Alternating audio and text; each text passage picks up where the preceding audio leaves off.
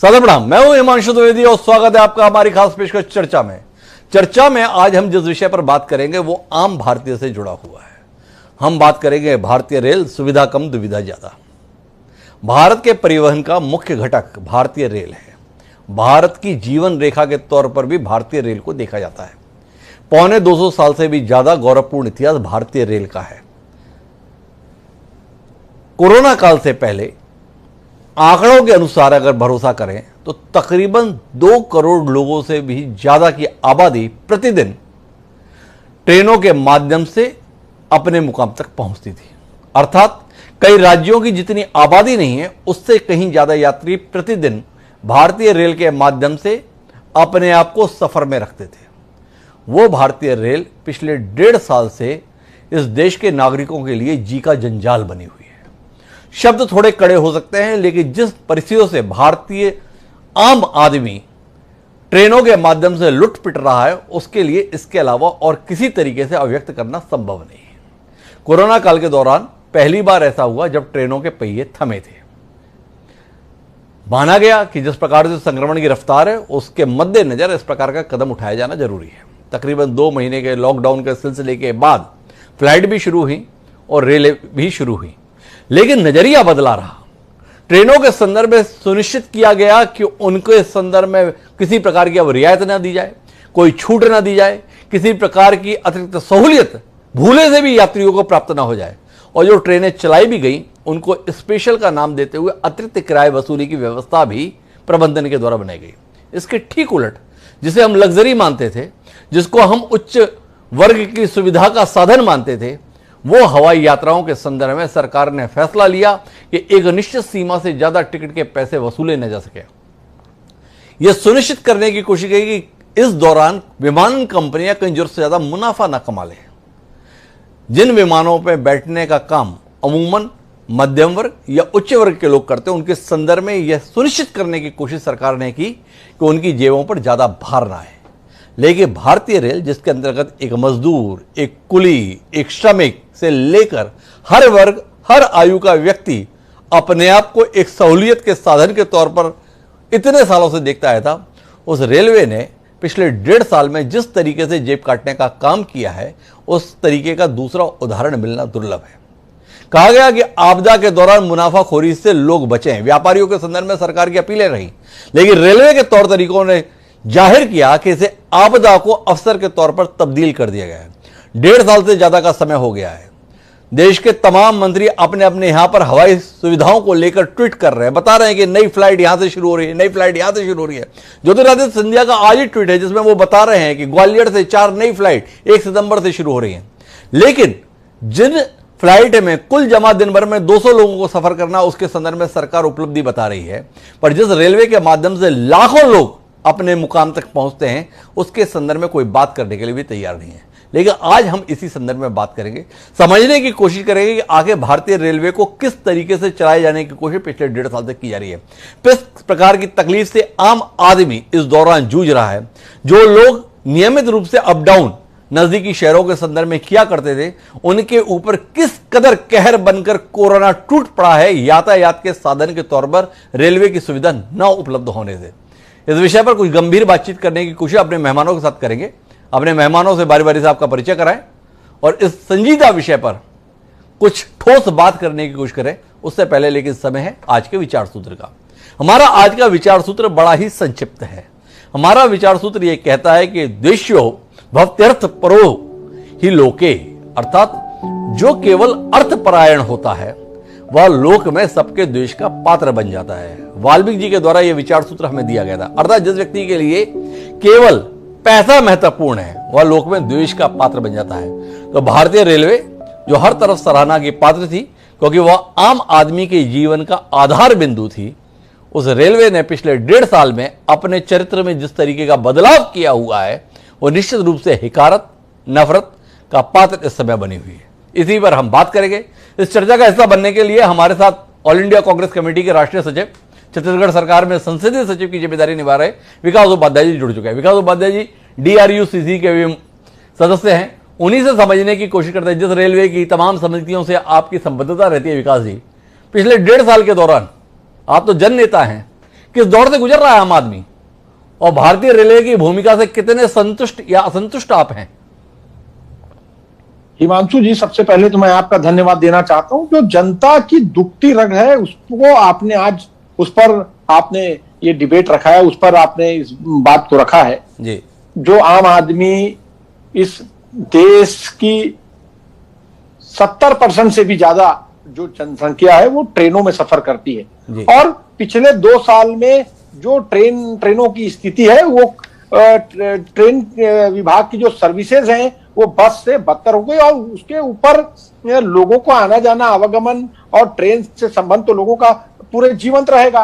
और आज जो तकलीफों का सामना यात्रियों को करना पड़ रहा है, या ट्रेन या पूरी विभाग से जुड़े हुए जो लोग हैं, इनमें आप जो रेलवे स्टेशन पे कूली काम करते हैं या जो वेंडर्स अपने स्टॉलों को लगाते हैं, हर आदमी इससे कहीं ना कहीं जुड़ा है, और एक बड़ी भयानक स्थिति उन तमाम लोगों की है। वो तमाम स्थितियां खराब है। मैं आपने कोविड का 2 साल हो गया और कोविड स्पेशल भारतीय रेल चलाने की बात करते हैं। मैं एक छोटा सा उदाहरण आपको दे रहा हूं।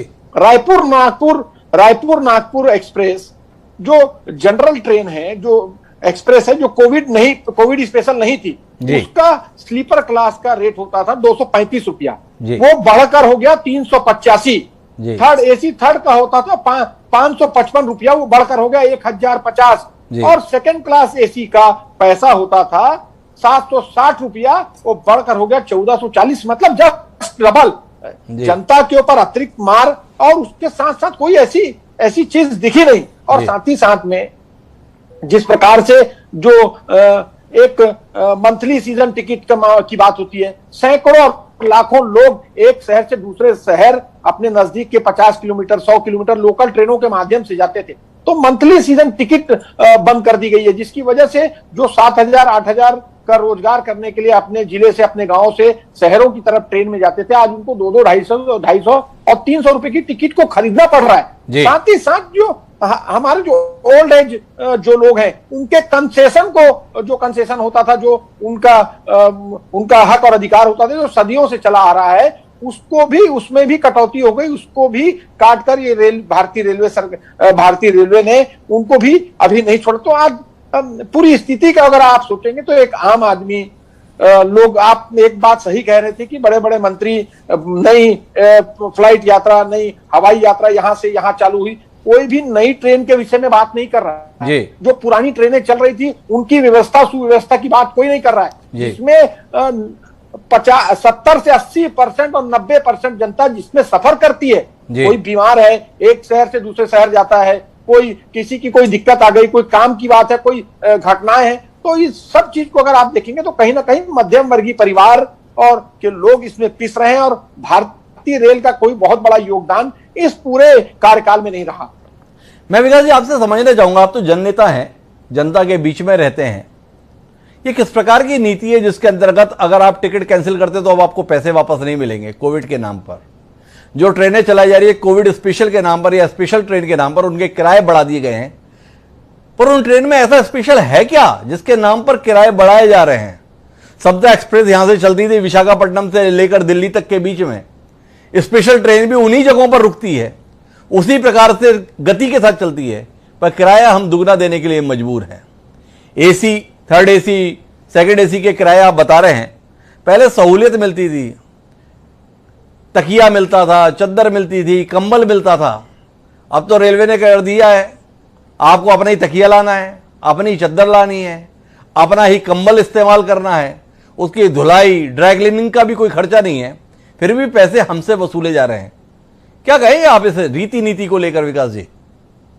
देखिए हिमांशु जी, कुल मिलाकर आम जनता के जो बजट है या आम जनता के जेब में सीधा डाका डालने का काम ये भारतीय रेलवे कर रही है। जिस प्रकार से आपने इस बात को कहा, पहले सुविधाएं होती थी, लोग एसी का टिकट इसलिए करवाते थे कि हमको घर से कुछ चीज ले जाने की आवश्यकता नहीं पड़ती थी। लेकिन आज की जो परिस्थितियां हैं, आज की परिस्थितियों में रेलवे सिर्फ कोविड के नाम पर विभाग या वो जो घाटा भारतीय रेलवे को होने जा रहा हो सकता है उस घाटे को पूरा करने के लिए आम जनता की जेब में डाका डाल रही है। मैं ऐसा समझता हूं कि कहीं ना कहीं पूरे देश के अंदर जो रेलवे में सफर करने वाले लोग हैं, आपने एक बात कही तो मुझको एक और बात याद आई कि जो लोकल ट्रेन है, जो लोकल ट्रेन पहले एक शहर से दूसरे शहर को ले जाने वाली ट्रेन थी, उन ट्रेनों को भी कैंसिल करने, उन ट्रेनों को भी बंद कर दिया भारतीय रेलवे ने। तो आज कहीं ना कहीं कुल मिलाकर जनता 2 साल कोविड-19 से जनता परेशान है और उसके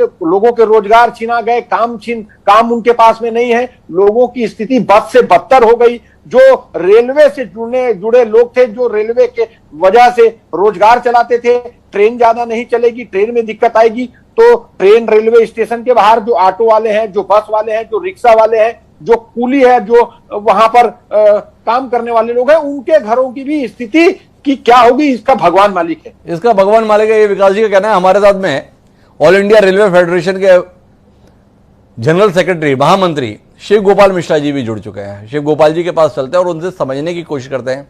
जो रेलवे देश के नागरिकों के लिए गर्व का विषय हुआ करती थी, जिस रेलवे को आपदा के समय सबसे बड़ी सहूलियत लोग मानते थे, जिस रेलवे के माध्यम से कठिन जगह पर सबसे कम पैसों के साथ पहुंचना सहज होता था, वो रेलवे अब आम आदमी के लिए परेशानी का सबब है। एक मजदूर ये कल्पना नहीं कर सकता है कि वो आज 50-100 किलोमीटर का अप डाउन उसी दिन करके आ जाए और उसकी जेब में पैसे बच जाएं। क्या कहेंगे शिव गोपाल जी आप इस अनुभव के संदर्भ में? देखिए, ये थोड़ा बुरा नहीं लगेगा जी, मैं समझता हूँ आपको, ये जो जिन संदर्भ में आप बात कर रहे हैं, मेरा अनुभव ठीक इससे उल्टा है जी। और जो साथी उपाध्याय जी अभी चर्चा कर रहे थे लूट की, जी, मैं समझता हूँ कि लुटेरी भारतीय रेल नहीं है, लुटेरे वो खद्दर पोस्ट लोग हैं जिन्होंने रेलवे के साथ में हमेशा रेलवे को लूटने का काम किया है जी। रेलवे को लूटते हैं वो लोग जो पैसे नहीं खर्च करते हैं, गाड़ी पे चलते हैं जी। रेलवे को लूटते हैं वो लोग जो कंसेशंस के नाम पर रेलवे को लूटना चाहते हैं जी।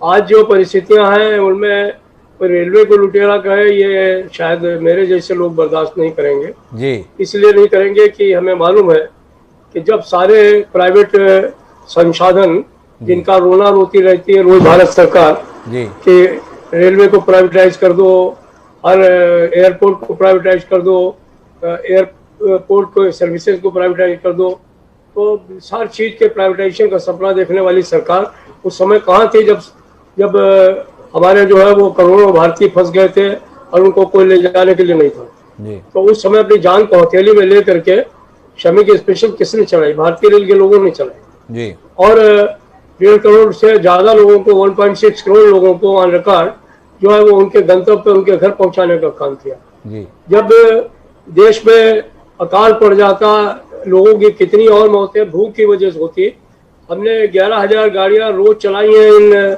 कोरोना डेज के अंदर, जिनमें कि हमने गेहूं को ढोया है, अन्न ढोया है, सब्जियां ढोई हैं, नमक ढोया है, दूध ढोया है, तेल ढोया है, पानी ढोया है, और देश में जो एसेंशियल कमोडिटी है उनको पहुंचाने का काम किसने किया है? मैं शिव गोपाल जी आपको बीच में रोकूंगा और मुझे लगता है कि आप थोड़ी देर में जुड़ पाए हमसे, इसलिए शायद विषय से उस तरीके से आप कनेक्ट नहीं हो पाए। संदर्भ भारतीय रेलवे का उदाहरण देके कुल मिलाकर भारत सरकार की वर्तमान नीति पर बात करने का है कि भारत सरकार इस समय पर जो व्यवहार रेलवे की सुविधाओं के संदर्भ में कर रही है या रेलवे के संचालन में कर रही है, उससे आप कितने सहमत असहमत हैं? कोविड काल से पहले तकरीबन 12-13 हजार यात्री ट्रेनें चला करती थी। इस समय स्पेशल के नाम पर वही ट्रेनें चलाई जा रही हैं, लेकिन उनके किराए बेतहाशा बढ़ा दिए गए। वो रेलवे जिसने वर्षों तक एमएसटी पास के माध्यम से आम आदमी को यह सहूलियत देकर रखी कि वह अपने रोजगार के लिए, दैनिक जरूरतों के लिए आना जाना अपने गांव, अपने शहर से दूसरे शहर की ओर कर पाता, वो सहूलियत इस समय बंद हो रखी है। ड्राइवर, क्लीनर, तमाम स्तर के लोग बेतहाशा परेशान हैं। मैं शिव गोपाल मिश्रा जी आपसे समझना चाहता हूं कि कहां एक और सरकार यह सुनिश्चित करेगी कि कहीं हवाई जहाज के किराए इससे ज्यादा नहीं होने चाहिए, जो मध्यम वर्ग या उच्च वर्ग से जुड़े हैं, और जो आम आदमी के संदर्भ में सबसे बड़ा सहारा है रेलवे, उस रेलवे के संदर्भ में नीतियां इससे उलट दिखाई देती हैं। क्या कहेंगे आप भारत सरकार की इस रीति नीति के संदर्भ में? भारत सरकार की जो नीतियां हैं, मैं उनसे बिल्कुल सहमत नहीं हूं जी। इसलिए सहमत नहीं हूं कि भारत सरकार भारतीय रेल को समझ रही है ये कोई कमर्शियल एंटरप्राइज है जी। मेरा अपना विचार शुरू से रहा है, चाहे वो यूपीए की सरकार रही हो, एनडीए की सरकार रही हो, कांग्रेस सरकार रही हो, भाजपा की सरकार रही हो, मैं राजनीतिक उस पर नहीं जाना चाहता। मैं सिर्फ एक बात जानता हूं कि भारतीय रेल जो है वो आम जनता की अमानत है, गरीब लोगों की सेवा के लिए है जी। ये देश की आम जनता की अमानत है। इसको अपने हिसाब से देश के लोगों की खिदमत के लिए रहना चाहिए। ये जो है वो मुनाफा कमाने के का तंत्र नहीं है, ये बात बिल्कुल साफ है जी। भारत सरकार अगर इसको मुनाफा का तंत्र बनाने की कोशिश करेगी तो डेफिनेटली देश की जो आम जनता है उसको तकलीफ होगी, और आम जनता के लिए भी कोई तो संसाधन सुलभ होना चाहिए जी। तो वो ले करके भारतीय रेल ही है जी। तो मेरा कहने का मतलब यह है कि भारत सरकार की नीतियों की बात की जाए तो वो एक अलग विषय है, और इस पर निश्चित तौर पर मैं ये कह सकता हूँ कि भारत सरकार की जो नीतियां हैं वो खासतौर पर जो प्राइवेटाइजेशन की हैं, निगमीकरण की हैं, वो रेलों को डिस्कनेक्ट कर रही हैं आम जनता से, आम पब्लिक से। अभी एक घोषणा की गई कि 100 रूट पर 150 गाड़ियां चलाई जाएंगी, लग्जरी ट्रेन होंगी। लग्जरी ट्रेन होंगी तो किन के लिए होंगी? वो आम आदमी के लिए नहीं होंगी, वो उस व्यक्ति के लिए नहीं होंगी जो सवेरे घर में अपने गौचे के अंदर 2 रोटियां प्याज और नमक बांध करके चलता है और प्लेटफॉर्म का पानी पी करके, रोटी खा करके, नौकरी करके, दिहाड़ी करके अपने घर पहुंचता है। भारतीय रेल उनके लिए है, भारतीय रेल उनके लिए नहीं है जो हवाई जहाज से यात्रा करने का मादा रखते हैं। तो हमारी योजनाएं जो बनती हैं भारत सरकार की, वो बनती हैं सिर्फ उन लोगों के लिए जो पिज्जा ले लो, जो है वो कोल्ड ड्रिंक ले लो, ये हमारे आम लोगों के लिए ये योजनाएं नहीं है। तो शिव कुमार मिश्रा जी की भी ना इत्तेफाकी है भारत सरकार की इस नीति के संदर्भ में। हमारे साथ मुकेश राजपूत जी भी जुड़ चुके हैं। मुकेश राजपूत जी भारतीय जनता पार्टी के वरिष्ठ नेता हैं, सांसद हैं, और साथ ही साथ भारत सरकार की जो रेलवे की सलाहकार समिति है संसद की, उसके सदस्य भी हैं। मुकेश राजपूत जी, आपसे ही समझना चाहता हूं, आप तो जन नेता हैं, जनता के लिए ही समर्पित हैं। आपकी पार्टी भी बताती है कि देश और जनता के लिए सबसे क्रांतिकारी कदम अगर उठाए हैं तो आपकी पार्टी और सरकार ने उठाए हैं। ये कौन से क्रांतिकारी कदम है पिछले 1.5 साल से जिसके चलते आम आदमी की पहुंच में रही रेल सपने में तब्दील हो रही है? क्या कहेंगे मुकेश जी? डिस्कनेक्ट हो गई आवाज। जी मुकेश जी, आपकी आवाज आ रही है? आवाज डिस्कनेक्ट। मुकेश जी के पास हम दोबारा चलने की कोशिश करेंगे, उनके साथ में कुछ तकनीकी दिक्कत आ रही है। लेकिन विकास जी, आपके पास मैं चलता हूं और वापस आपसे समझना चाहता हूं कि इसके पीछे आपको सरकार की मंशा क्या दिखाई दे रही है जो इस प्रकार की रीति नीति के आधार पर चल रहे हैं? क्या रेलवे के साथ कोई सोची समझी साजिश हो रही है या कुछ और आप देख पा रहे हैं? क्योंकि प्रभावित तो आम आदमी हो रहा है इससे। हिमांशु जी, अभी शिव मिश्रा जी की बात को मैं बहुत ध्यान से सुन रहा था, और जिस प्रश्न को आपने कहा वो मेरे जहन में है कि अब या भारतीय रेलवे या केंद्र सरकार जी लोगों को मानसिक रूप से तैयार करने जा रही है कि रेलवे का प्राइवेटाइजेशन होगा, इसको निजीकरण, इसको करने के लिए लोगों को मेंटली प्रिपेयर किया जा रहा है। इतना भाड़ा, सुविधा नहीं, सभी जो दूसरे लोग जुड़े थे उनको धीरे धीरे डिस्कनेक्ट करना, जो लोगों के रोजगार इससे चलते थे उनको इससे धीरे धीरे हटाना, ये एक प्रक्रिया चालू है। अभी मैं एक और उदाहरण आपको बताना चाहता हूँ। रेलवे प्लेटफॉर्म में कैंटीन होती है जो सस्ते दर पर वहां के जो यात्रियों को सस्ते दर पर सभी चीजों को उपलब्ध, खाने पीने की चीजों को उपलब्ध कराती है। और शिव मिश्रा जी की बात भी मैं उनको धन्यवाद देना चाहता हूं कि उन्होंने आम जनता को रेलवे से इसलिए जोड़ा। अगर हम घाटे में भी रेलवे जा रहा है तो हमको इस देश की जनता के लिए चलाना पड़ता है, चलाना पड़ेगा जी। लेकिन कहीं ना कहीं जिस प्रकार से भारतीय जनता पार्टी की केंद्र सरकार हर बड़ी चीजों को निजीकरण करना चाहती है, इसीलिए धीरे धीरे एक एक स्टेप, लोगों का गुस्सा फूटे मत, इसलिए धीरे धीरे उनकी सुविधाओं को कम करना चाहती है। सुविधाएं कम होगी, जनता नाराज होगी, जनता कुछ बोलेगी, इसीलिए धीरे धीरे मेंटली प्रिपेयर करने का प्रयास ये भारतीय जनता पार्टी की केंद्र सरकार रूप से तैयार कर रहे हैं। निजीकरण की दिशा में ले जाने का ये विकास उपाध्याय का आकलन है वर्तमान रीति नीति को लेकर। हम एक बार फिर कोशिश करते हैं मुकेश राजपूत जी के पास जाने की और उनसे समझने की कोशिश करेंगे कि आखिर भारतीय रेलवे का वर्तमान तौर तरीका ऐसा क्यों हो गया है। जो रेलवे आम आदमी की पहुंच में थी, जो यात्राएं आम आदमी की पहुंच में सहजता से थी, इस कोरोना काल में क्यों आपने ऐसी रीति नीति बनाई है मुकेश जी, आपकी सरकार ने, जिसमें एक आम आदमी के लिए मुहाल हो गया है ट्रेन में यात्रा करना? सुभांशु जी, आप तो एक ये मान के चलिएगा कहीं पर भी भारतीय रेलवे लोगों की पहुंच के बाहर नहीं है जी। भारतीय रेलवे लोगों के लिए आपने देखा है, जब कोरोना में जी, कोरोना काल में आपने देखा होगा कि जब लॉकडाउन लगा जी, पूरे देश में लोगों के लिए जी, पूरे देश में कई राज्यों में फंसे हुए 10 लाख से ज्यादा श्रमिकों को जी, उनके घर तक पहुंचाने का काम भारतीय रेलवे ने किया जी।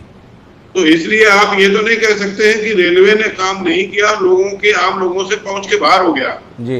रही बात जो है सुविधाओं के लिए जी, अब आप कोविड को देखते हुए पहले कोविड का हम पालन करेंगे जी। तो कोविड में वहां जब यात्री जहां 500 बैठ सकते थे ट्रेन में, फॉर एग्जाम्पल बता रहा हूं मैं जी, 500 बैठ सकते थे तो उसमें अब वो एक सीट पे एक ही आदमी बैठेगा जी, और पहले एक सीट पर 4 आदमी 5 आदमी बैठ जाते तो स्वाभाविक है उसके अगेंस्ट में किराया तो बढ़ा, उसका चार्ज तो आया है जी। और ये है लोगों को बराबर उसके बावजूद भी आपने देखा कि खाद्यान्न जो है जितना लोगों को 8-10 महीना पहले खाद्यान्न बटा, इस साल जब से लॉकडाउन चालू हुआ तब खाद्यान्न 8-10 महीने बढ़ेगा। ये खाद्यान्न को ढुलाई हुई, चावल की ढुलाई हुई, चाहे दाल की ढुलाई हुई, ये पूरा और सब्जियों की जो ढुलाई हो रही है ये सब रेलवे के ही द्वारा हो रहा। आपने देखा है कि जब ऑक्सीजन की कमी हुई तो पूरे देश के अंदर ऑक्सीजन के पहुंचाने का काम भारतीय रेलवे ने किया। आपने देखा जहां स्वास्थ्य अस्पतालों में बेड कम हुए तो रेल को उसे चलता फिरता हॉस्पिटल के रूम में कन्वर्ट करने का काम भी भारतीय रेल ने किया। ये तो कर रही है। मैं राजपूत जी आपको रोकूंगा विनम्रता पूर्वक और आपसे विषय से भ्रमित न होने का अनुरोध करूंगा। हम इस समय यात्रियों के संदर्भ में बात कर रहे हैं। भारतीय रेलवे ने क्या सेवा की है इसे हर कोई जानता है। अभी तो आपकी उन नीतियों पर बात हो रही है जिसके तहत आपने एमएसटी बंद कर दिया। आप तो जनता के बीच में रहने वाले जनप्रतिनिधि हैं। एमएसटी कौन लेता है? यह सहूलियत है या जरूरत? आपसे ही सवाल है। 1.5 साल से आपने एमएसटी बंद किया हुआ है। लोगों के लिए कमाने खाने के मौकों को आपने खत्म कर दिया, क्या इसे ना माना जाए? एक सवाल। दूसरा, स्पेशल ट्रेन के नाम पर वही ट्रेनें चला रहे हैं आप जो नियमितता में चलती थी, पर इसके बावजूद भी उनके किराए आपने 1.5 गुना 2 गुना बढ़ा रखे हैं। ये कौन सी सहूलियत है? लोग अपने मां बाप को सीनियर सिटीजन के छूट के साथ में यात्रा करा पाते थे, वो सहूलियत 1.5 साल से आपने छीन रखी है।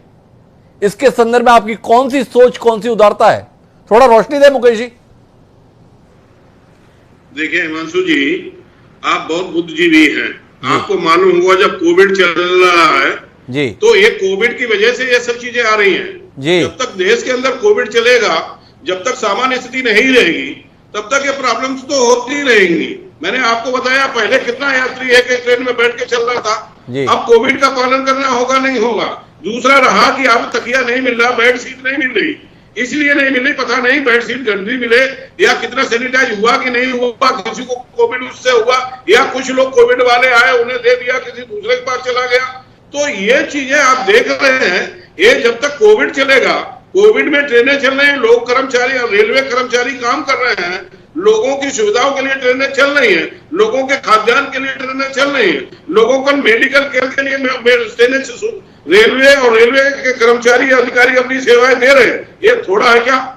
अब ये सुविधाएं भी, दो चीजों में अंतर है। रेलवे के कर्मचारी क्या सेवा दे रहे हैं, रेलवे के कर्मचारी किस प्रकार की मेहनत कर रहे हैं, इस पर सवाल कौन कर रहा है? सवाल तो सरकार की मुनाफाखोरी की प्रवृत्ति को लेकर हो रहा है। अगर आप बेडशीट नहीं दे रहे हैं, आप कंबल की धुलाई नहीं करा रहे हैं, अगर आप तकिए नहीं दे रहे हैं, तो आपको चाहिए था कि उससे बचने वाले पैसे की छूट यात्रियों को उपलब्ध कराते। आपने उल्टा किया हुआ है, आपने ये सारे पैसे बचा रहे हैं और किराए 1.5 गुना 2 गुना कर रहे हैं। एक सवाल। और दूसरा आपसे सवाल इस बात का है कि आप तमाम विमान कंपनियों को प्रतिबंधित कर रहे हैं कि आप इस दौरान इससे ज्यादा किराया नहीं ले सकते। जो सामान्य अवस्था में किराए लिए जाते हैं उससे भी कम विमान यात्रा के संदर्भ में किराए सुनिश्चित किए सरकार ने। आपसे जानना यह है, जो हवाई जहाज में उड़ते हैं उनकी जेब पर बोझ ना आ जाए, इसकी चिंता आपकी सरकार कर रही है। पर जो आम आदमी जिसकी जेब में वस्तुतः पैसे होते ही नहीं है और वो रेलवे के माध्यम से अपनी यात्रा करता है, उसके संदर्भ में आपका कोई सरोकार नहीं, कोई चिंता नहीं, कोई संवेदना नहीं। आप कोविड की आड़ देते हुए इस लूट को जायज ठहरा रहे हैं, ठीक कर रहे हैं। हिमांशु जी, आपसे मैंने कहा आप बुद्धिजीवी हैं, आप इसके जगह पर होते, आप कैसे रेलवे ट्रेन चलाते? आप ये नहीं देख रहे कितने समय तक रेलवे में जो किस तरह से विकास हो रहा है। आप देख रहे हैं कि कितनी सफाई नेट एंड क्लीन है, कितनी रेलवे के काम जो अधूरे पड़े हुए थे कितनी तेजी गति से हो रहे हैं, कितनी नई लाइनें पड़ रही हैं, पूरी लाइनों का विद्युतीकरण हो रहा है। ये कोई तो ऐसा तो है नहीं इसमें कई भ्रष्टाचार हो रहा है। ईमानदारी से जितनी भी टिकटें बिक रही होंगी या जो भी बेनिफिट आ रहा है, तो कर्मचारियों को भाई कितनी ट्रेनें चल रही, पहले कितनी ट्रेनें चल रही, इस समय वर्तमान में कितनी ट्रेनें चल रही, गिनी चुनी ही ट्रेनें चल रही। जब तक कोविड में खर्चा तो उतना ही सरकार का हो रहा है, और जब सरकार का उतना ही खर्चा हो रहा है और उसमें यात्री भी कम चल रहे हैं, ट्रेनें भी कम चल रही है, तो स्वाभाविक है कि जिस ट्रेन में पेशेंट ज्यादा, जो हमारे यात्री ज्यादा जाते, अब यात्री उस जगह कम चल रहे हैं। तो राजपूत जी, मेरा यही तो सवाल है आपसे, ट्रेनें कम चला क्यों रहे हैं? आप हवाई जहाज के संदर्भ में आपके मंत्री उपलब्धियां बता रहे हैं, 4 फ्लाइट और शुरू हो गए। आज ही ज्योतिरादित्य सिंधिया जी का ट्वीट है, ग्वालियर से 4 फ्लाइट और चलेगी, इंदौर के लिए भी चलेगी, दिल्ली के लिए भी चलेगी, बॉम्बे के लिए भी चलेगी। और दूसरी तरफ जो ट्रेन, जो आम आदमी की पहुंच का साधन है, उसको आप नहीं उपलब्ध करेंगे। यही तो सवाल है। ये कौन सी नीति है, ये कौन सा तरीका? आप बता रहे हैं कि हम सहूलियत बढ़ा रहे हैं, नई रेल लाइन बिछा रहे हैं, इलेक्ट्रिफिकेशन कर रहे हैं, किसके लिए कर रहे हैं? आम आदमी के लिए ना। उस आम आदमी को आज यात्रा के लिए साधन की जरूरत है, मिल रहा है क्या? हिमांशु जी, देश में महामारी चल रही है। जब महामारी चल रही है तो महामारी जब तक शांत नहीं होगी, ये तो जो इंफ्रास्ट्रक्चर तैयार किया जा रहा है, ये बेस तैयार किया जा रहा है आगे आने वाले 50 साल तक किसी तरह से कोई लोगों को दिक्कत ना हो। और जो पूरे गैर भाजपाई जो दलों की सरकार रही, कांग्रेस हो या अन्य जो भी उनके सहयोगी दलों की सरकार रही, उन्होंने जो काम नहीं किया, उन्होंने जो भ्रष्टाचार किया, मैं देखता हूं, मैं पढ़ता हूं कि पहले रेल मंत्री थे, उनके घोषणाएं की हुई वो भी अधूरी पड़ी हुई थी, उनके द्वारा उद्घाटन करे हुए वो भी अधूरे पड़े हुए थे। जब से माननीय मोदी जी की सरकार आई है, माननीय हमारे पीयूष गोयल जी रेल मंत्री बने हैं, उसके बाद में रेलवे में जो विकास हुआ है वो आप देख रहे होंगे। आप ये तो महसूस कर रहे होंगे कि कम से कम रेल विभाग माननीय पीयूष जी ने, माननीय नरेंद्र मोदी की सरकार ने जिस तेजी गति से काम किया, इतना 50 साल में काम नहीं हुआ, उतना 50 साल में काम नहीं हुआ, इतना विकास कार्य हुआ है, ये मुकेश राजपूत जी का दावा है। लेकिन सवाल इस बात का है कि कोरोना क्या केवल ट्रेन में चलने वाले लोगों के माध्यम से फैलता है, या उनके संदर्भ में ही ध्यान रखना जरूरी है? जो हवा में उड़ेंगे उनको कोरोना को लेकर कोई संकट नहीं रहेगा, सवाल है। लेकिन शिव गोपाल मिश्रा जी कुछ हस्तक्षेप करने जा रहे हैं, उनकी बात सुनते हैं और फिर हमारे साथ अमेरिका से राकेश अचल जी जुड़ चुके हैं, उनसे भी बात करेंगे, मशहूर पत्रकार हैं। लेकिन पहले एक बार हस्तक्षेप सुनते हैं शिव गोपाल मिश्रा जी का। जी शिव गोपाल जी, आप कुछ कहना चाह रहे थे? मैं ये कहना चाह रहा था कि देखिए, जहां तक भारतीय रेल का सवाल है, दोनों पक्ष में आपके सामने रखना चाहूंगा।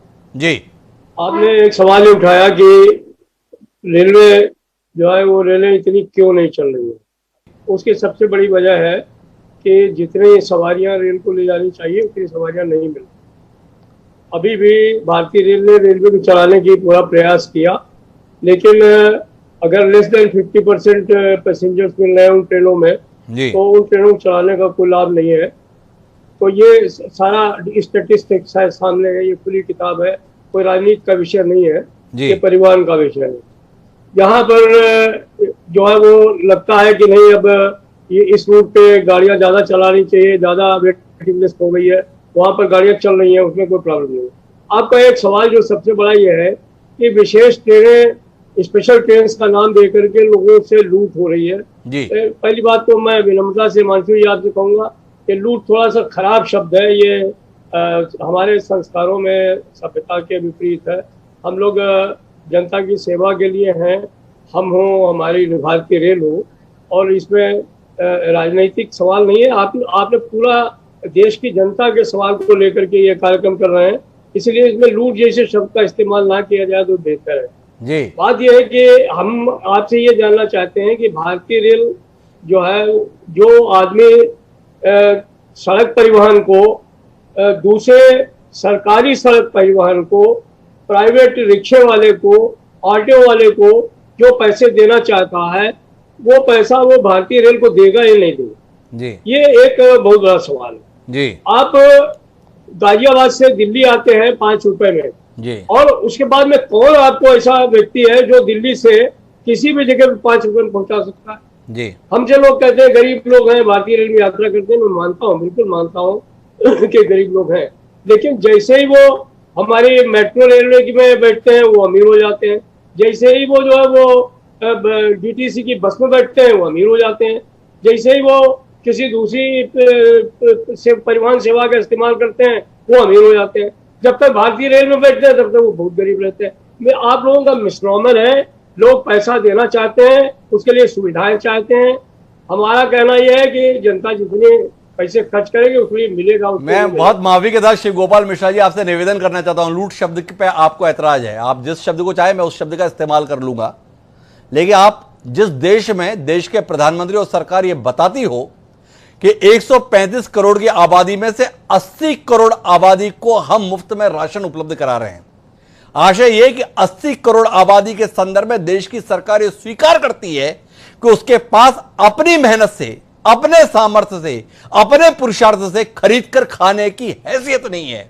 उस देश के संदर्भ में आप चाहते हैं कि वो अपनी जेब से ऑटो में जो पैसे लगते हैं मध्यम वर्गीय के द्वारा जो वहन किए जाते हैं, वो पैसे वो गरीब किसान, वो गरीब मजदूर, वो गरीब श्रमिक भी वहन करे। आपका नजरिया हो सकता है, लेकिन मैं राकेश अचल जी के पास चलता हूं जो जनपक्षीय पत्रकारिता के लिए ग्वालियर चंबल अंचल में अलग पहचान रखते हैं, और उनसे जानना चाहता हूं अचल जी, वर्तमान 1.5 साल से जिस तरीके से भारतीय रेलवे का व्यवहार है सरकार की नीतियों के तहत, कितना आप सहमत हैं एक लोक कल्याणकारी राज्य में ऐसे सार्वजनिक उपक्रम का व्यवहार एक मुनाफाखोर कंपनी के तौर पर होना चाहिए, या संकट काल में अतिरिक्त सहूलियत के साथ आम आदमी का संबल बनना चाहिए? आपसे सवाल।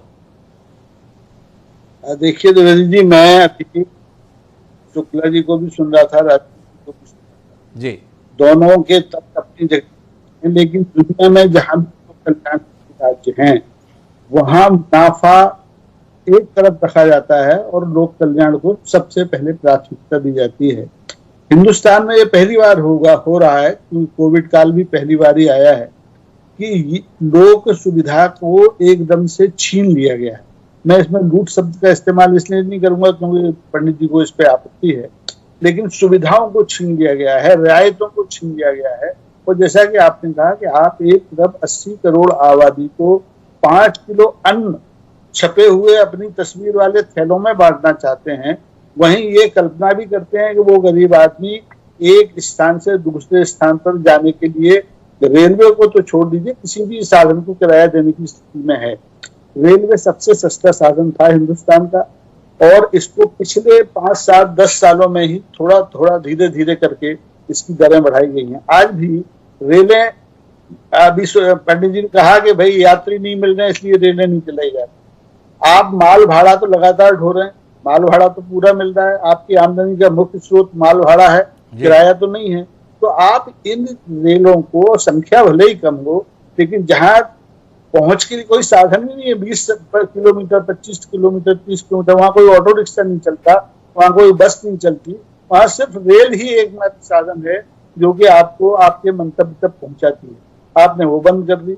आपने बुजुर्गों को पूरी दुनिया में रियायत मिलती है, सामाजिक सुरक्षाएं मिलती हैं, स्वास्थ्य की सुविधाएं, आपने उसका रियायत बंद कर दिया। जितनी रियायत है, छात्रों की रियायत बंद कर दी, आखिर आदमी जाए तो जाएगा, या तो आप चाहते हैं कि वो 5 किलो अनाज दे, घर पे बैठे वो वोट डाले और कहीं न जाए, तो बात अलग है। राजनीतिक आप इसे माने चाहे ना माने। राघवेश्वर जी ने बहुत खरी खरी टिप्पणी की है। मैं विकास उपाध्याय जी आपके पास में वापस रुक करता हूं। मुकेश राजपूत जी का नजरिया है कि क्रांतिकारी काम तो पिछले 50 साल में नहीं हुआ जितना इन 5 सालों में करके दिए हैं। आप बात क्या कर रहे हैं? शिव गोपाल मिश्रा जी का तर्क है कि जो ट्रेनें चल रही हैं उसमें भी 50% यात्री हैं। आपसे जानना चाहता हूं विकास जी, 50% यात्री इसलिए है कि लोग यात्रा नहीं करने चाहते, या आपने किराए इतने बेतहाशा बढ़ा दिए हैं कि आम आदमी के बस में ही नहीं रहा कि वो इन ट्रेनों का सफर कर सके? किस नजरिए के साथ है आप? हिमांशु जी, सबसे पहले तो मैं आपके सवालों का जवाब दूंगा, उसके बाद राजपूत जी ने जो बात कहा उसका भी जवाब देना चाहता हूं। आप मुझको समय दीजिएगा। देखिए, जिस प्रकार से इस 2 साल के टाइम पीरियड में एक भयावह स्थिति पूरे देश और पूरे विश्व में थी। अब लोगों के पास रोजगार नहीं है, लोग ट्रेन में तो जाना है, ट्रेन तो हमारे साथ ट्रेन का जीवंत संबंध है जी। रिश्तेदारियों में जाना पड़ता है, लोगों स्टूडेंट को परीक्षाओं को सम्मिलित परीक्षा में शामिल होने के लिए अलग अलग प्रदेशों में जाना पड़ता है। जो सीनियर सिटीजन है उनको एक जिले से दूसरे जिले अपने पारिवारिक कार्यक्रमों में, कई दुख के कार्यक्रमों में, और अब तो बहुत महत्वपूर्ण बात है कि पूरे देश के अंदर जब एम्स जैसे अस्पतालों की सुविधा मिली है तो एक प्रदेश से दूसरे प्रदेश जहां डायरेक्ट ट्रेन जाती है, लोग अपने पेशेंट को एम्स अस्पताल तक लेकर जाते हैं। मैं उस विधानसभा क्षेत्र का निर्वाचित विधायक हूं जहां एम्स एक बड़ा हॉस्पिटल है स्वास्थ्य सुविधा देने के लिए। बिहार से, झारखंड से, उत्तर प्रदेश से, पंजाब से डायरेक्ट ट्रेन चलने वाले जो पेशेंट है अपने परिवार के सदस्यों को, पेशेंट को, मरीजों को वहां लाते हैं। अब ये सुविधा बंद, जब ट्रेन की स्थितियां ऐसी होगी तो वो गरीब आदमी कहां से लेकर जाएगा? लोग परेशान हैं। साथ ही साथ अब दूसरी, मुकेश राजपूत जी ने इस बात को कहा, 7 साल में भारतीय जनता पार्टी जी की मोदी सरकार ने बहुत काम किया। अटक से कटक तक और कश्मीर से कन्याकुमारी तक रेलवे लाइन का विस्तार भाई इन 7 सालों में हुआ। आधुनिकीकरण प्लेटफॉर्मों का हुआ, टिकट ऑनलाइन हुई, अलग अलग लोगों को सुविधा दी गई। ये 7 साल में हुई। भारतीय जनता पार्टी के 7 साल में ही हमने पूरे देश के अंदर में लाखों किलोमीटर की ट्रेन का विस्तारीकरण किया था। और मैं समझता हूं भारतीय जनता पार्टी जिस प्रकार की बातें करती है, 15-15 लाख रुपया सबके अकाउंट में आएगा, उसी प्रकार की बात मुकेश जी की अभी ट्रेन के इस मामले को लेकर है। कांग्रेस की सरकार रही हो देश के अंदर या अन्य राजनीतिक दलों की सरकार रही हो, जिस प्रकार से मिश्रा जी ने कहा कि रेल को हम आम जनता के साथ जोड़कर करते हैं। ये इस विभाग में अगर भारतीय रेल में हमको मुनाफा घाटा भी सहना पड़ता है, फिर भी हमको ट्रेन चालू रखना पड़ेगा, क्योंकि कहीं ना कहीं जनता से जुड़ी बात है, आम आदमी से जुड़ी चीजें, उनकी सुविधाओं को देखते हुए उनकी रोजमर्रा की जीवन को सरल बनाने के लिए इन तमाम चीजों को करने की आवश्यकता पड़ती है। और उसको सदियों से, जब से ट्रेन की शुरुआत हुई है, और उसको इसीलिए किया भी गया है। जी, मैं मुकेश राजपूत जी वापस आपके पास रुक करता हूं। आप इत्तेफाक रखते हैं दिहाड़ी मजदूर जो दिन भर में 150 रुपए 200 रुपए अपने गांव से शहर आता है और कमाकर शाम को अपने घर जाता था, 10 रुपए का उसे टिकट लगता था आने जाने के संदर्भ में, एमएसटी 300 रुपए में बन जाता था, अब उसे उसी के 60 रुपए 70 रुपए देने पड़ते हैं। क्या आपको लगता है ठीक कर रहे हैं आप उस दिहाड़ी मजदूर के साथ, उन लाखों दिहाड़ी मजदूरों के साथ जिनके रोजगार के साधन को आपकी इस नीति ने, इस फैसले ने छीन के रख दिया है?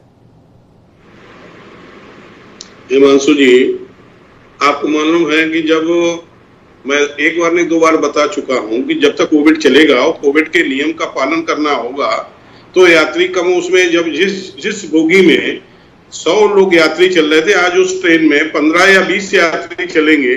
तो जब कोविड का आप पालन करेंगे तो आपको ये चीजों का तो देखना ही पड़ेगा, कुछ ना कुछ तो जनता यात्रियों पर कुछ लोड तो पड़ेगा, ये स्वाभाविक है।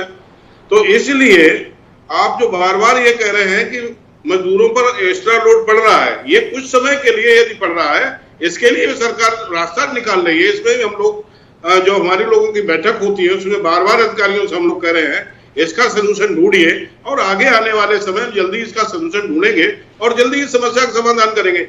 इधर तीसरी लहर की भी चर्चा, तीसरी लहर आने वाली है, तो उस लहर को भी देख रहे हैं, कहीं ऐसा ना हो ये आदमी फिर सामान्य रूप से एकदम आदमी ट्रेन पर आ जाए और संभालने न समझे तो फिर कोरोना फिर तेजी से फैल जाए, देश के अंदर बड़ी कैजुअल्टियां हो जाए। जो हमारे लिए जो अभी अभी किसी तरह से रुकी हुई है कैजुअल्टियां, जो कोविड पर हम लोगों ने विजय पाई, अब फिर हम आते हैं, अब सामान्य स्थिति बनी है और सामान्य स्थिति बनेगी, इसके बाद में फिर वही तरह से नॉर्मल हो जाएगी। तो मेरा राजपूत जी आपसे सवाल है कि आपने रिजर्वेशन अनिवार्य किया हुआ है यात्रा करने के लिए। इस देश की सरकारों ने सीनियर सिटीजन को छूट का प्रावधान किया हुआ था। थोड़ा रोशनी दीजिए इस संदर्भ में कि बुजुर्गों के संदर्भ में ये सहूलियत छीनकर कोविड काल में क्या सहूलियत आप दे रहे हैं, सिवाय इसके कि उन बुजुर्गों के ऊपर आपने आर्थिक रूप से दबाव डाल दिया कि अब अगर आपको यात्रा करनी है तो पहले हमने जो छूट दी है अब उसकी वसूली का समय आया हुआ है। पहले 1000 रुपये की टिकट 700 रुपये में मिलती थी, बुजुर्गों को 30% डिस्काउंट के साथ, अब 30% प्रीमियम के साथ में टिकट खरीदी है। पुराने समय में दी गई छूट अब वसूली जाएगी। क्या कहते हैं आप इस दृष्टिकोण को लेकर? हिमांशु जी हमें जवाब देना है। जी आप ही कितना है सवाल, सरकार के प्रतिनिधि तो आप ही है मेरे साथ मैं हिमांशु जी ये जो बातें जो कह रहे हैं इस पर भी हम लोगों ने अधिकारियों से बात करी है और ये बराबर जब तक बता रहा हूँ कोविड चल रहा है तो कोविड जैसे ही सामान होगा ये सब स्थितियां सामान हो जाएंगी, आप टेंशन बिल्कुल मत लीजिए। हम लोग भी चिंतित हैं इसके लिए, लेकिन करा क्या जा सकता है जब तक जो है कोरोना चल रहा है, कोरोना की स्थिति में सामान्य रूप से यात्री नहीं आ जा सकते हैं और यात्रा उसे भी चलाना है। सभी ट्रेनें भी जितनी ट्रेनें चल रही हैं उसमें कर्मचारियों सैलरी देनी हो, काम भी विकास उसी गति से हो रहे हैं, तो ये सब सामान्य है। अब उसमें हम लोगों ने जैसे श्रमिकों को फ्री लाने का काम किया देश के अंदर, ऑक्सीजन फ्री, ऑक्सीजन देश में पहुंचाने का, कोने कोने में पहुंचाने का काम किया, अनाज पहुंचाने का काम 80 करोड़ लोगों को, कम से कम 2 साल से सरकार 80 करोड़ लोगों को खाद्यान्न फ्री दे रही है। तो ये चीजें जो आ रही है मामूली सी, इसे भी हम लोग जल्दी से दूर करने का प्रयास कर रहे हैं, इसमें भी बात हो रही है। कमेटी भी इस बार भी बात हुई, इसके लिए भी उच्च स्तरीय बैठक करके इनको भी समस्या का समाधान करें, लेकिन सबसे प्राथमिकता हमारी है सिर्फ कोविड को कंट्रोल करना। किसी तरह कोविड को बढ़ेगा जिससे हमारे देश के अंदर जो कैजुअल्टियां हैं वो कम से कम हो और कोविड पे हमें विजय मिले, इसकी हमें चिंता है सबसे बड़ी। कोविड कुल मिला के कारण है सारी चीजों का है, ऐसा मुकेश राजपूत जी का कहना है। शिव गोपाल मिश्रा जी मैं वापस आपके पास रुक करता हूं और उस आशंका के संदर्भ में आपका नजरिया जानना चाहता हूं कि इतने बड़े किराए के साथ जनता को व्यस्त बना दिया जाए, जैसे पेट्रोल डीजल की कीमतों को लेकर अब आदमी मुंह खोलना व्यर्थ मानता है, कोई फर्क तो किसी को पड़ने वाला नहीं है। पेट्रोल डीजल जो 70 रुपये में डलवाया करते थे अब 110 में डलवा रहे हैं। लोग नियति मान लिए जीवन की कि ये हमें भुगत नहीं है, तो यात्री किराया भी अब भुगतने के लिए आदत डाल दी जा रही है और आने वाले समय में इसका नतीजा निजीकरण के तौर पर आपको देखने को मिलेगा। इस संदर्भ में कोई राय देना चाहेंगे शिव गोपाल जी आप?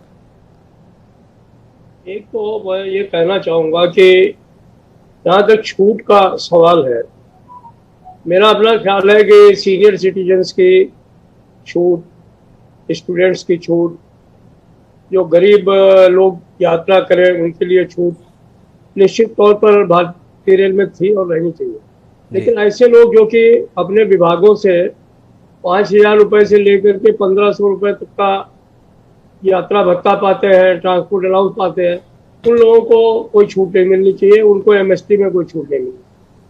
ये कुछ नियम कानून बदलने पड़ेंगे, जिसके पास में पैसा है वो दे और जो गरीब है उसके लिए सरकार इमदाद करे, वो नीति जो है वो लाने का काम करना पड़ेगा। ये बात सही है कि निजीकरण की बात जो मर्जी कर ली जाए, लेकिन भारतीय रेल के संदर्भ में मैं आपसे कहना चाहूँगा कि भारतीय रेलों का निजीकरण नहीं हो सकता। भारतीय रेलों का निजीकरण एक सपना होगा, सरकार सोचती भले हो, लेकिन मुझे नहीं लगता है कि जो सरकार है वो वर्तमान जो सिस्टम है, जो भारतीय रेलों की सेवाएं हैं, उनको निजी हाथों में पूरे तौर पर सौंप दे। ये भारत की गरीब जनता के हित में नहीं होगा और इसको कोई कर भी नहीं पाएगा, इसका देश में होगा। और मैं समझता हूँ कभी अगर ऐसा हुआ तो देश के अंदर एक बहुत जबरदस्त जन आंदोलन भी होगा, क्योंकि इसमें जनता हो, उपभोक्ता हो, रेलों के परिवहन के साथ जुड़े हुए लोग हों, इवन भारतीय जनता पार्टी के लोग भी शायद इस बात को बर्दाश्त नहीं करेंगे। मैं उन लोगों को भी अच्छी तरह जानता हूँ। अब ठीक है, सरकार अपनी नीतियाँ बनाती है, चलाती है, उनको इस बात का अख्तियार भी है तो उनको सोचने का हक है, मैं उसके ऊपर रोक नहीं लगाता हूँ। लेकिन जहाँ पर भारतीय रेल के निजीकरण का सवाल है वो बिल्कुल ठीक नहीं है। वर्तमान समय में तमाम नियम कानून जो है वो सिर्फ होम मिनिस्ट्री और चिकित्सा मंत्रालय के हाथ में है जी। हमको याद है कि जब मैं रेल मंत्री पीयूष गोयल जी से कह रहा था कि भाई ये तो बहुत अनारकी हो जाएगी, आप इनने अचानक में गाड़ियां बंद कर दी हैं और आप ये लोग फंसे हुए हैं तमाम क्लस्टर्स पे, आप इनको गाड़ियां चलवाइए, किसी तरीके से उनको निकाला जाए। तो वो उन्होंने एकदम बड़ी विनम्रता से मेरे से कहा कि शिवपाल जी, मैं तो आपकी बात से सहमत हूँ, लेकिन जब तक मुझे होम मिनिस्ट्री इस बात का क्लियरेंस नहीं देगी तब तक मैं नहीं करूंगा। मैंने कहा होम मिनिस्टर को कौन कहेगा, आप ही कहेंगे, आप कहिए या चलिए मैं भी कहता हूँ कि भाई लोग फंसे हुए हैं, सारी व्यवस्था ठप हुई है, प्राइवेट तो आएगा नहीं इनको निकालने के लिए, सरकार नहीं निकाल सकता। पूरे इस पीरियड में हम निजीकरण पर चर्चा करते हैं। आप हिमांशु जी इतने विद्वान व्यक्ति हैं, आप पूरी परिकल्पना करिए। सरकारी अस्पतालों ने काम किया, सरकारी सिक्योरिटी व्यवस्था ने काम किया, सरकारी परिवहन व्यवस्था ने काम किया, आपके लोग बाहर फंस गए, उनको निकालने के लिए एयर इंडिया आया, कहाँ रह गए ये सारे आपके प्राइवेट के लोग? तो तब जब जरूरत पड़ती है उस समय सिर्फ सरकारी विभाग काम आता है, और जब सरकारी विभाग करता है तो वही आपदा में अवसर खोजने लगते हैं कि अच्छा इसका निगमीकरण कर दो, इसका निजीकरण कर दो, ये होने वाला है। भारतीय रेल हमेशा गरीब लोगों की सेवा में थी, है और रहेगी। श्री गोपाल जी का दावा है भारतीय रेल गरीबों की सेवा में थी, है और रहेगी। राकेश जी इत्तेफाक रख रहे हैं, इस समय गरीबों की सेवा हो रही है। एक कोविड काल के अंदर फंसे हुए मजदूरों को तमाम दबाव के बाद निकालने के लिए सरकार तैयार हुई, लेकिन वो फैसला सरकार का था, रेलवे के पहिए तो थाम दिए गए थे। पर वर्तमान समय में पिछले 1.5 साल से जिस तरीके से स्पेशल ट्रेन के नाम पे जेबें काटी जा रही हैं, अगर श्री गोपाल मिश्रा जी को ऐतराज है कि लूट शब्द का इस्तेमाल मत कीजिए, पर वो ट्रेन जो समता एक्सप्रेस के नाम से चलती थी, जो राजधानी एक्सप्रेस के नाम से चलती थी, अब केवल एक स्पेशल शब्द और आगे जीरो लगा दिया है। सुविधाओं में कटौती हो गई है और किराए 1.5 गुना और 2 गुना हो गए हैं। उसको जिस भी शब्द में इस्तेमाल कर लीजिए। क्या कहते हैं अचल जी, एक लोक कल्याणकारी राज्य में, एक लोक कल्याणकारी देश में आपदा के समय पर यही व्यवहार सार्वजनिक उपक्रम की संस्थाओं से अपेक्षित रहता है? क्या यही जनता के प्रति दायित्व का निर्वहन है? क्या ये जनता के साथ खड़े होने का तरीका है? आपका नजरिया अचल जी। देखिए द्विवेदी जी, आपके सवाल इतने धारदार हैं कि उनका जवाब आसानी से दिया जाना मुश्किल है। राजपूत जी भी नहीं दे पाए, मिश्रा जी ने भी 2 तरह की बातें कर दी और उन्होंने सरकार की व्यवस्था को दर्शाया। लेकिन आपको सारी स्थिति जानने के लिए थोड़ा पीछे जाना पड़ेगा जी। इस सरकार में आते ही भारतीय रेल का जो एक स्वतंत्र बजट आता था उसको आम बजट शामिल कर लिया। ये पहला चरण था भारतीय रेल को नुकसान पहुंचाने का। निजीकरण का जहां तक सवाल है, प्रयास किए हैं। उत्तर प्रदेश में 2 कानपुर से लखनऊ से विशेष ट्रेनें चलाई, नहीं मिले यात्री, दादागिरी निजी संस्थानों की नहीं चली तो उन्हें वापस लेना पड़ा, उन रेलों को बंद करना पड़ा। लेकिन सवाल ये है कि ये कब तक चलने वाला है? ये आप प्लेटफॉर्म का टिकट आपका कुल जमा करके बाधा है जी। आपका प्लेटफॉर्म का टिकट जो था 5 रुपए से बढ़ के 50 रुपए हो गया है, जबकि हमारा अगले स्टेशन का किराया टिकट का 15 रुपया है जी। तो आप जेबें काटने की तैयारी तो पूरी तरह से किए ही हुए हैं, लेकिन आपका असली मकसद इस देश को आपसी जो संबंध है, जो आपसी सद्भाव, उसको काट के दूर करने का है। आप एक दूसरे से लोगों को मिलने नहीं देना चाहते। सबसे सस्ता साधन रेल है। जब आप लोगों को वही 80 करोड़ की बात करते हैं, 80 करोड़ की जनता के आवागमन का ख्याल नहीं करते हैं, बहानेबाजियां कर रहे हैं, कोविड को ढाल के तौर पर इस्तेमाल कर रहे हैं। आप चुनावी रैलियां करते हैं, वहां पर लाखों हजारों लोगों को इकट्ठा करते हैं, तब आपको कोविड ख्याल नहीं आता। आप संसद में हंगामे करते हैं, एक दूसरे पर चढ़ बैठते हैं, तब आपको कोविड का ख्याल नहीं आता। लेकिन रेल चलाते वक्त आपको लगता है कि कोविड फैल जाएगा। तो ये सरकार की अंतर विरोध है, सरकार की साजिश है, सरकार की योजना है। आप जो कहना चाहें कहने, ये लोक कल्याण के ठीक विपरीत है। ये आगे पीछे बुलेट ट्रेन तो हिंदुस्तान में सपना रहेगी, घोषणा हालांकि बहुत पहले की थी, लेकिन आज की स्थिति में आप गरीब आदमी को यात्रा नहीं करा पा रहे तो बुलेट ट्रेन दूर की बात है। तो पहली प्राथमिकता सरकार अगर आने वाले बजट में ये करते कि रेल की जो स्थिति आज से 10 साल पहले थी वहीं ले जाए, उसकी आर्थिक स्थिति को संभालने के लिए और क्या किया जा सकता है वो किया जाए, लेकिन गरीबों के, बुजुर्गों के, पत्रकारों के, मरीजों के जो रियायत थे उनको तत्काल बहाल करे ताकि जनजीवन सामान्य हो सके। इस समय हम पूरा देश इस रेलवे की वजह से अवसाद कर रहा है क्योंकि आना जाना बंद हो गया है।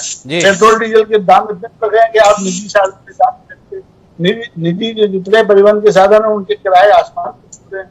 तो ले दे के एक रेल बची थी, आपने उस पर भी कब्जा कर लिया, उसमें भी आपने कब्जा कर लिया। कुल मिलाकर लोग जहां पर है वहीं ठहर जाएं, कमोबेश ऐसा सिलसिला चल रहा है। लेकिन मैं विकास जी आपसे जानना ये चाहता हूं कि सरकार की नीति इस प्रकार की है, पर विपक्ष क्या कर रहा है रेलवे के इस व्यवहार के संदर्भ में, या रेलवे के संदर्भ में आम नागरिकों के हितों को जिस तरीके से प्रभावित किया गया है, पर विपक्ष की आवाज कहीं उठती दिखती नहीं। क्या कारण है? क्या विपक्ष को आम आदमी का ये दर्द, ये दुख, ये तकलीफ दिखाई नहीं देती? देखिए हिमांशु जी, आज रेलवे पर बात हो रही है या विभाग पर हम चर्चा कर रहे हैं, उसका कारण ही यही है कि कांग्रेस पार्टी या विपक्षी दल के लोग आम जनता से जुड़ी बातों को उठा रहे हैं। लोकतंत्र में लोगों की बातों को दबाने का काम ये सरकार कर रही है। जो सरकार 7 साल में पूरे देश के अंदर में विस्तारीकरण की बात कर रही है या अलग अलग तरीके से बताने का काम कर रही है, वो अपने आप को सर्वश्रेष्ठ बता रहे हैं, साथ ही साथ लोगों की बातों को दबाने का काम सरकार कर रही है। किसी को लोकसभा में लोगों से बात करने का समय नहीं मिल पा रहा है, लोगों को अपनी बात रखने का समय नहीं मिल पा रहा है। कोविड-19 की दलील दे के, कोविड-19 के बारे में बोल के आपने तो पूरे देश को चौखट पर खड़ा कर दिया। आज जो स्थिति है, आज स्थिति मैंने आपको पहले भी कहा कि बद से बदतर होती जा रही है। रेलवे सुविधा कम, दुविधा ज्यादा है। विकास जी, मैं फिर आपसे सवाल करता हूं, आपने किसान आंदोलन को लेकर बात की, कृषि कानूनों को लेकर बात की, आपने पेट्रोल डीजल की कीमतों को लेकर बात की, आपने पेगासस को लेकर बात की, लेकिन जिस रेलवे का उपयोग प्रतिदिन 2 करोड़ से ज्यादा लोग किया करते थे, उस रेलवे के संदर्भ में पिछले 1.5 साल से जो कुछ चल रहा है उसको लेकर आपने कोई आंदोलन खड़ा किया हो, आपने उस बात को मुखरता से उठाया हो, ऐसा कहीं महसूस नहीं हुआ। आपकी इस खामोशी की, विपक्ष की इस चुप्पी की वजह जानने में दिलचस्पी है हमारी। क्यों? हिमांशु जी, लगातार जनहित में, जनता के लिए विपक्षी दलों ने लगातार काम किया। मैंने आपको पहले भी कहा, लोगों की बातों को, लोगों की जो सोच है या जनता की इस लड़ाई को जो लोगों ने उठाने का काम किया, उसको दबाने का काम सत्ता पक्ष के लोग कर रहे हैं। भारतीय जनता पार्टी की सरकार जिस प्रकार का रवैया आज पूरे देश में, अपनी बात को विपक्ष, आज राहुल गांधी जी लगातार इस विषय पर बात कर रहे हैं, ट्रेन पर बात कर रहे हैं, हर विषय पर राहुल गांधी जी बात कर रहे हैं। हमारे शीर्ष नेतृत्व, हमारे कांग्रेस पार्टी के आला नेता लोकसभा और राज्यसभा दोनों सदनों में हमारे मानते हैं कि इस मुद्दे पर भी बात की जा रही है। मैं वापस मुकेश राजपूत जी के पास चलता हूं। मुकेश राजपूत जी, पूरी चर्चा के दौरान आखिरी में आप भी इस बात पर माने कि यहाँ कुछ बिंदु तो ऐसे हैं आम आदमी के संदर्भ में जिस पर फैसले लिए जाने चाहिए, ये सहूलियत मिलनी चाहिए। जब आप यहाँ पर इतनी सहमति पर आए हैं, क्या उम्मीद कर रहे हैं कि आपकी सरकार भी ये बातें कब मान लेगी?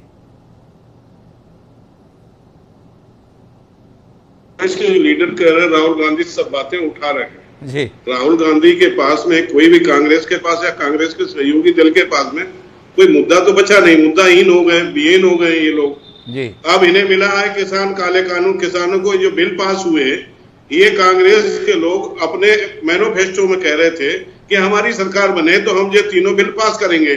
भारतीय जनता, इनकी सरकार तो बनी नहीं, इनके हाथ से गेम चला गया। माननीय नरेंद्र मोदी जी आए, उन्होंने वो काम पूरा करके दिखा दिया। उन्होंने अपने मैनिफेस्टो, भारतीय जनता पार्टी के मैनिफेस्टो में था, तीनों बिल पास करेंगे। तीनों bill pass Bharatiya Janata party ने कर दिए।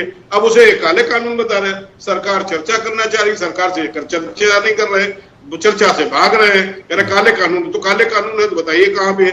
ये कह रहे हैं कि वो रेल की चर्चा कर रहे हैं। कौन सी रेल में चर्चा कर रहे हैं? वो तो जा रहे हैं अपने पिकनिक मना रहे हैं। आप देख रहे हैं राहुल गांधी कितने कब वहां बैठते, इनके लोग आ रहे हैं, कोई चर्चा नहीं कर रहा। सदन में सिर्फ हंगामा खड़ा कर रहे हैं कि चर्चा जब की कांग्रेस ने की या कांग्रेसी सहयोगियों ने की। मैं तो सदन में रहा, मुझे मालूम है हर दिन कांग्रेस है उनके सहयोगी दलों को भारतीय जनता पार्टी से मुंह खानी पड़ी। जब ये मुंह खाते इसलिए चर्चा से भाग रहे हैं, कहीं पर भी नहीं। दूसरा, ट्रेनें कम चल रही हैं, किराया ज्यादा, जो आप कह रहे हैं मैं बात मान रहा हूं। जब ट्रेनें कम चलेंगी, उसमें यात्री कम बैठेंगे तो स्वाभाविक है किराया बढ़ेगा। कुछ सुविधाएं नहीं दी जा रही, जैसे आप तकिया की बात कर रहे हैं, चादर की बात कर रहे हैं, खाना की बात कर रहे हैं, ये इसका उद्देश्य सिर्फ यही है कि हम लोग उस सुविधाओं को बहाल करें, तो कहीं कोरोना, इसके माध्यम से कोरोना तो नहीं बढ़ जाएगा। ये चीजों का भी आप देख, मैं माफी के साथ मुकेश जी रोकने के लिए बाध्य हूं। आप सहूलियत नहीं दे रहे हैं, इसमें दिक्कत नहीं है। आप जो कारण बता रहे हो उसे भी मानता हूं।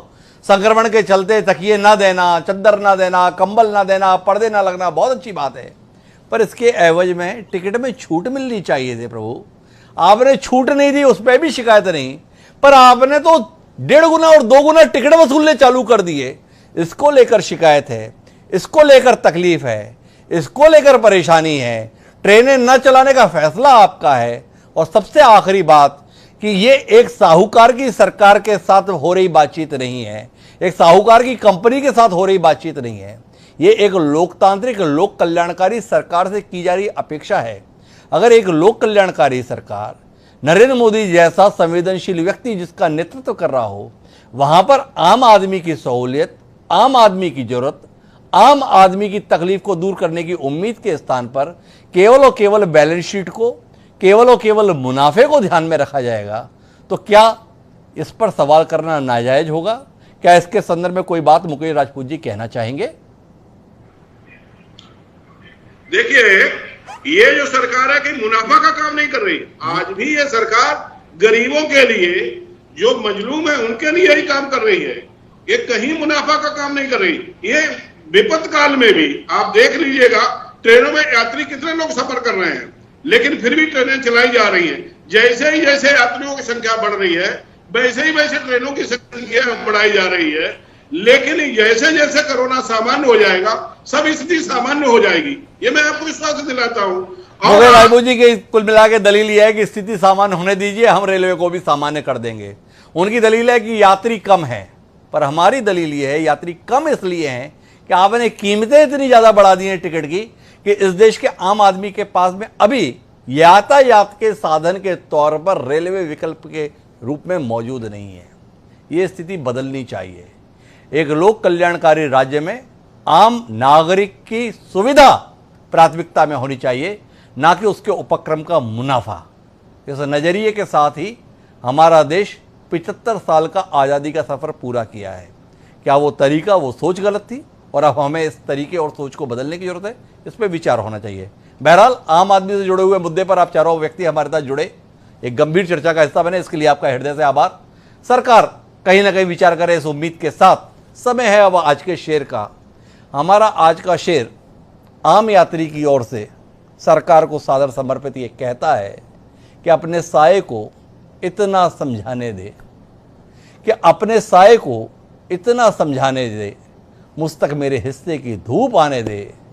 मैं भी तो इस बाग का एक परिंदा हूँ, मेरी ही आवाज़ में मुझको गाने दे। वसीम बरेलवी ने बहुत छोटी सी उम्मीद एक स्वतंत्रता की, एक सहूलियत की अपनी इस गज़ल के माध्यम से व्यक्त की। उम्मीद करते हैं कि सरकार इस भावना को समझेगी और समय रहते कोई ऐसा फैसला यात्रियों के संदर्भ में लेगी कि जो रेलवे आम आदमी की ज़िंदगी का अभिन्न हिस्सा रही है, वो महज सपना बनकर नहीं रह जाएगी। इसी के साथ अब मुझे दी इजाज़त। सोमवार को फिर मिलेंगे नए विषय के साथ। सादा प्रणाम।